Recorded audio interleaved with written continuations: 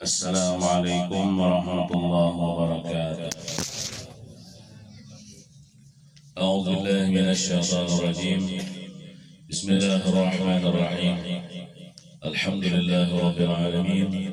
Wassalatu wassalamu ala asyrafil anbiya'i wal mursalin sayyidina wa maulana Muhammadin wa ala alihi wa sahbihi ajma'in, amma ba'du.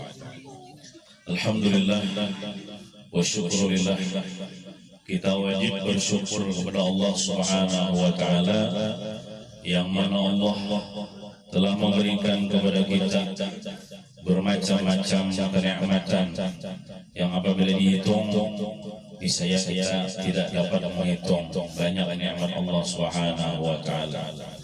Terutama Allah beri kita nikmat yang paling besar, yaitu nikmat iman, nikmat Islam, dan nikmat dijadikan kita sebagai umatnya Nabi Muhammad SAW. Nikmat umur, nikmat kesempatan, nikmat kesehatan, nikmat kita berkumpul di tempat ini membaca maulid Rasulullah, bersalawat kepada Rasulullah, dan mengagungkan Rasulullah SAW. Nikmat bawa makan, nikmat minum, nikmat kau bahira, bakamih, bakantut, nikmat kawin, banyak lagi nikmat yang dihitung-hitung pada cukup umur. Nah, oleh karena itu kita wajib bersyukur kepada Allah Subhanahu wa Ta'ala. Bagaimana cara bersyukur kepada Allah? Yaitu kita gunakan sisa-sisa umur kita yang sedikit ini untuk kita berusaha meningkatkan ibadah dan taat kepada Allah Subhanahu wa Ta'ala, dan berusaha untuk meninggalkan dan menghindari perbuatan maksiat kepada Allah Subhanahu wa Ta'ala.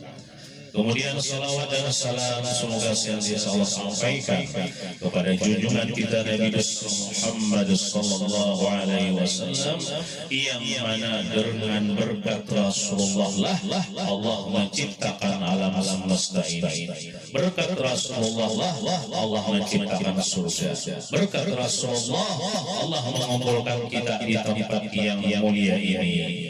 Dan mudah-mudahan kita kelak di hari kiamat dikumpulkan bersama Rasulullah di dalam surga Firdaus, mendapat syafaat Rasulullah sallallahu alaihi wasallam. Amin ya rabbal alamin. Bapak-bapak, ibu-ibu, hadirin wal hadirat rahimakumullah. Dalam kesempatan siang hari yang cerah ini, ulun hendak menyampaikan satu ayat Al-Qur'anul Karim, yang mana Allah Subhanahu wa Ta'ala berfirman, A'udzu billahi minasy syaithanir rajim. Bismillahirrahmanirrahim. Ya ayyuhalladzina amanu la tulhikum amwalukum wala auladukum an dzikrillah. وَمَنْ يَفْعَلْ ذَلِكَ فَأُولَئِكَ هُمُ الْخَاسِرُونَ. Yang artinya wallahu a'lam, Allah Ta'ala juga tahu akan arti daripada ayat tersebut. Cuma ulama kita, ahli tafsir kita, mereka menerjemahkan atau mengartikan ayat tersebut, ya ayyuhalladzina amanu, wahai orang-orang yang beriman. Siapa? Ya kita ini orang beriman. Jadi itu ayat untuk kita, ditujukan kepada orang beriman. La tulhikum amwalukum wala auladukum an zikrillah. Ya Allah Ta'ala, wahai hambaku yang beriman, jangan sampai membuat lalai akan kalian oleh harta kalian, oleh anak kalian, an zikrillah, daripada ingat kepada Allah. Artinya jangan sampai kita mencari harta, berusaha, akhirnya ada ingat lawan Tuhan. Zikrullah di dalam ayat itu tafsirnya ialah salat 5 waktu, salat wajib 5 waktu. Jadi jangan sampai ya Allah Ta'ala, hambaku yang beriman ini gara-gara manurih lalu ada sembahyang, gara-gara berumah lalu kada sembahyang, lalu gara-gara berjualan, bertoko, berdagang, macam-macam lagi kaum manusia, lalu kada sembahyang. Jangan sampai harta kalian termasuk anak kalian gara-gara mengurus anak lalu kada sembahyang. Atau misalnya sembahyangnya cuman zuhur tak asar tak maghrib tak isya tak subuh jam 9 jam 8 hanya bangun. Jangan sampai. Jadi kita mengutamakan kewajiban kita, yaitu sembahyang 5 waktu. Jangan ditinggal, jangan keluar daripada waktunya, dan jangan dijadikan itu beban bagi kita. Tapi hendaklah hati kita itu cinta akan sembahyang. Kita harus cinta dan sayang akan sembahyang kita. Sayangnya ada di daun, sayangnya ada tinggal. Jangan kayak ini. Nah, pulang. Harus sembahyang pulang. Mudi kayak jadi beban itu. Jangan. Itu kewajiban kita kepada Allah Subhanahu wa taala. Seharusnya kalau kita ketemu dengan Allah, hati kita gembira, hati kita bahagia. Orang yang sholat itu dia bertemu dengan kekasihnya. Allah Subhanahu wa taala adalah bujur kekasih kita. Allah Ta'ala mulai kita dalam parut sampai wahyu itu selalu memberi rezeki kepada kita, selalu memberi nikmat kepada kita. Dan Allah Ta'ala ada hati-hati memberi nikmat kepada kita. Walaupun kita ini banyak melanggar perintah Allah, tapi Allah tetap memberi makan kepada kita. Itu bujur kekasih yang ikhlas yang harus kita cintai. Oleh karena itu, apabila Tuhan berpanggil, kita lakas mengerjakan sembahyang. Lamun kada kau di awal waktu, di tengah waktu. Amun kada kau di tengah waktu, di akhir waktu. Jangan sampai tak keluar daripada waktu. Maksudnya sembahyang zuhur tak asar, jangan sampai. Umat Nabi Muhammad ini yang benar sembahyang sampai waktunya di bawah pohon gatah kawah aja sembahyang, di pohon kawah aja sembahyang, di toko, di gawian, di mana saja di muka bumi ini tempat sujud bagi umat Nabi Muhammad. Jangan sampai itu dijadikan alasannya apa? Awak mandi lagi kena aja rumah hanya mandi hanya sembahyang. Itu tunda itu bisikan iblis. Jadi iblis awak ikam gerah, awak ikam kapaluh kena aja sembahyang asar kita ke rumah aja. Ikam kada khusyuk gerah ini, lalu menuruti bisikan iblis. Kena aja sembahyang asar sampai ke rumah mandi bersabun kurang maghrib asar itu nang dikatujui oleh iblis. Nah, jadi awak kapaluh, awak wicak itu kada najis. Boleh hadir sembahyang di bawah gatah, di pomaan, di gawian, bersama sajadah, bersama banyu, bersama wudu, bersama kompas, bersama menentukan arah kiblat. Sembahyang lagi, paling 5 menit sembahyangnya. Nah, itu kita pilihlah makan enak makan kapan aja kita kawal. Itu artinya Tuhan ada menunda memberi nikmat kepada kita. Tuhan tak behera nyaman aja Allah. Kita masuk WC langsung behera adalah Tuhan menunda ikam behera seminggu lagi dari Allah. Ikam makantut 2 hari lagi, ikam makami 3 hari lagi dari Allah. Kita bilang nak behera makantut, nak makan, nak minum itu aja. Seakan kita artinya Tuhan kada pernah menunda-nunda memberi nikmat. Kenapa kita menunda-nunda sembahyang? Kenapa kita meninggalkan sembahyang?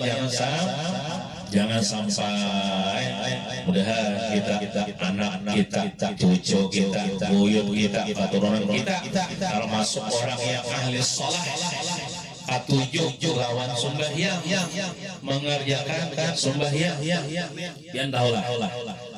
Ujar ulama kita, orang tuh meninggalkan sembahyang waktu aja nih, ada sembahyang basing aja tanpa ada uzur, meninggalkan sembahyang sewaktu aja itu disiksa di dalam neraka 500 tahun. 500 tahun tulah benar, awas benar 500 tahun. Sehari aja dia di akhirat itu sama dengan 1000 tahun di dunia. Nah, kemudian lagi kata ulama kita, orang sembahyang, orang ini sembahyang, tapi tak keluar daripada waktunya.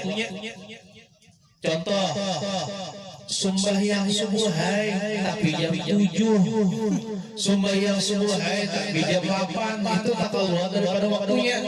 Sembahyang di qadanya sembahyang usalli pada subhi raka'atain lillahi ta'ala Allahu akbar.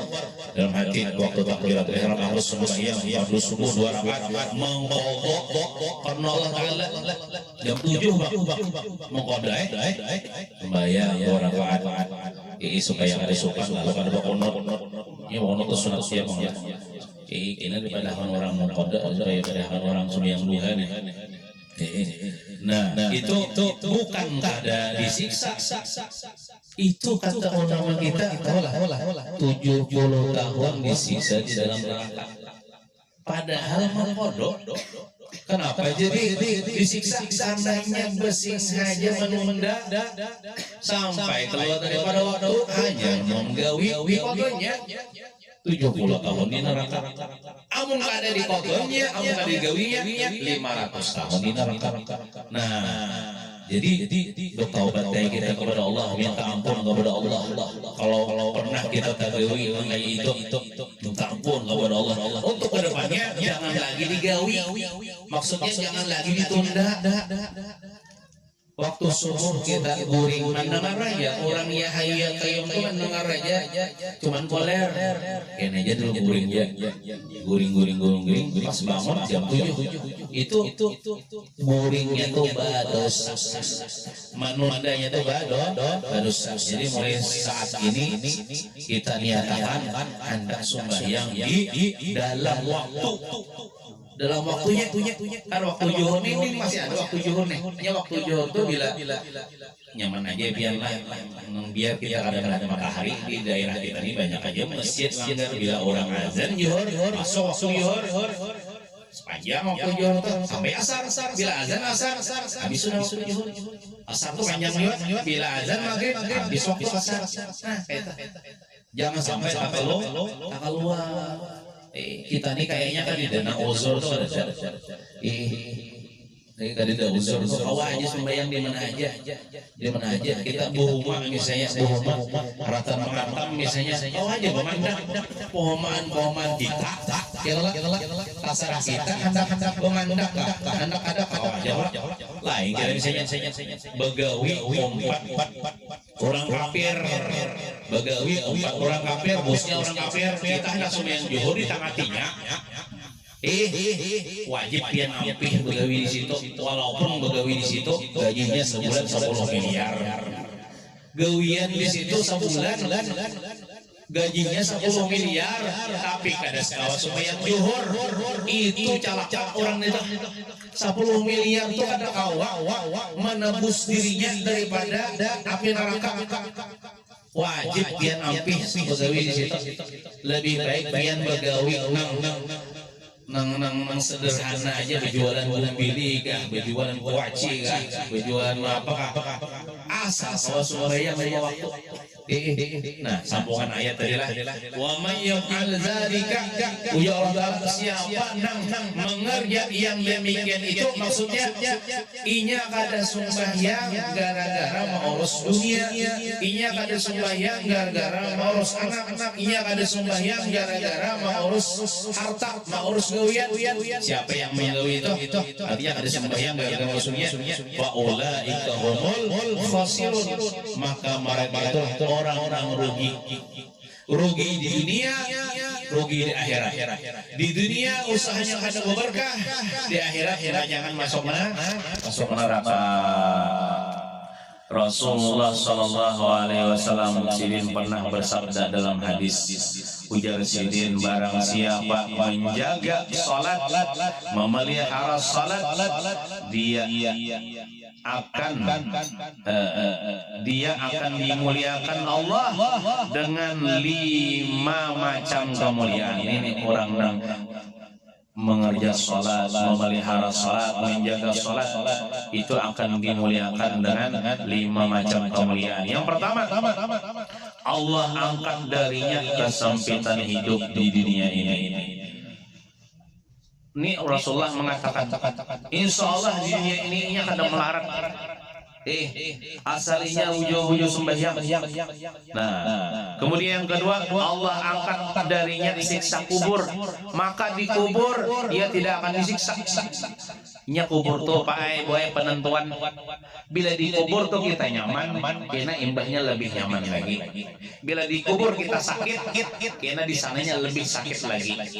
Makanya kita jangan wani meninggalkan sembahyang. Tapi kita jaga sembahyang kita ini supaya kita ada disiksa di dalam kubur. Kemudian yang ketiga, Allah berikan buku catatan amalnya di tangan kanannya. Orang yang ahli salat di dunia menerima nanti catatan amalnya di akhirat, menerima sebelah kanannya. Itu tandanya selamat. Kemudian dia akan melalui jembatan titian Shiratal Mustaqim secepat kilat. Sekilat itu kan sedetik aja sampai udah ke surga. Jadi setiap orang di akhirat itu akan melalui jembatan namanya Shiratal Mustaqim, jembatannya. Nah, sebarangnya itu surga. Bila orang mau surga tuh barang jembatan itu. Di bawahnya jembatan itu api neraka. Api neraka. Menggulur-gulur apinya. Batu belang ada di bawah itu malaikat Zabaniyah itu berjumlah sebanyak 19 orang. Malaikat Zabaniyah itu malaikat yang Allah tugaskan untuk menyiksa ahli neraka. Inya punya kekait bila orang lalu di titian itu dikaitinya, dikaitnya berarti seorang bilang anak, berarti seorang kakak itu gugur ke neraka. Nah, orang yang ahli sholat, ahli sembahyang, maka secepat kilat itu bisa ada sampainya mengait cepat sampai ke surga. Orang situ banyak tergelincir. Bagaimana tidak? Itu titiannya lebih halus daripada rambut, lebih tajam daripada pedang. Bukai. Berarti sejak di situ tergantung amalnya lah. Bila amalnya bagus, dirinya ahli sholat, maka insya Allah selamat dia daripada itu gugur ke dalam neraka. Kemudian yang kelima, dia akan masuk surga tanpa hisab. Dan mungkin itu saja yang Allah sampaikan ala kadarnya, karena ulun ini kaum dah jabianan masjid pulang bertugas nih, jangan sembahyang asar kita di masjid. Nah, lamun kada kalau sembahyang berjamaah ya di rumah kada apa, yang penting sembahyang lah. Jangan ada sembahyang, ini wasiat daripada Rasulullah. Mudah-mudahan kita sebaratan di panjang umur dalam beribadah kepada Allah Subhanahu wa taala, diluaskan rezeki yang halal, dikabulkan segala hajat, dimudahkan segala urusan, menjadikan kebahagiaan rumah tangga kita, sakinah mawaddah warahmah, anak-anak kita, cucu kita, zuriat kita menjadi anak yang soleh-solehah, beriman kepada Allah, taat kepada Allah, dan mudah-mudahan dengan berkat Rasulullah kita dimampikan hal dan beriman husnul khatimah. Amin ya rabbal alamin. Wassallallahu ala sayyidina Muhammadin wa ala alihi wasallam. Walhamdulillahi rabbil alamin. Amin afu minkum. Wassalamualaikum warahmatullahi wabarakatuh. الذين آمنوا وتطمئن قلوبهم بذكر الله ولا بذكر الله تطمئن